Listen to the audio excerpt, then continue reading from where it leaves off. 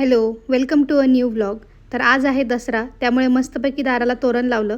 आणि आज मला काही पूजा करायची नव्हती, त्यामुळे पूजा ह्यांनीच केली आणि लवकरच देवाची तळी पण भरून घेतली.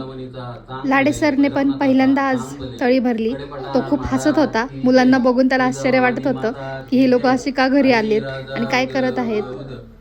नंतर आम्ही आमच्या दोघांचं आवरलं. लाडे सरला पण तयार केलं, कारण आम्हाला जायचं होतं हॉस्पिटलला. आज त्याला फॉलोअपसाठी बोलवलेलं होतं.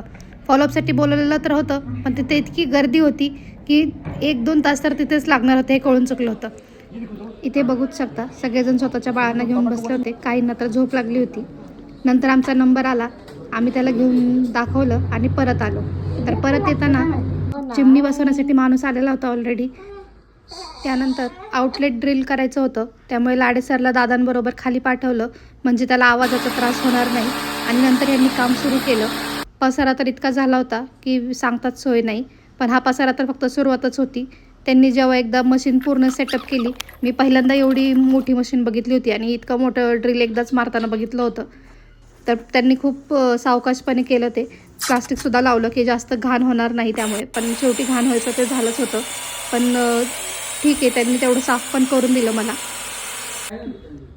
नंतर होल मारून झाल्यानंतर त्यांनी तसं भिंतीवरचं साफ पण केलं.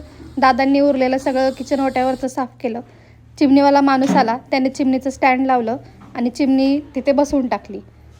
मला खूप दिवसापासून चिमणी घ्यायची होती, पण श्युरिटी नव्हती की ती चिमणी इथे बसेल किंवा नाही, कारण वरती पोटमाळा होता, त्यामुळे फ्लॅट चिमणी तर बसणार नव्हती. पण अँग्युलर ही खूप विचार करून घ्यावी लागली.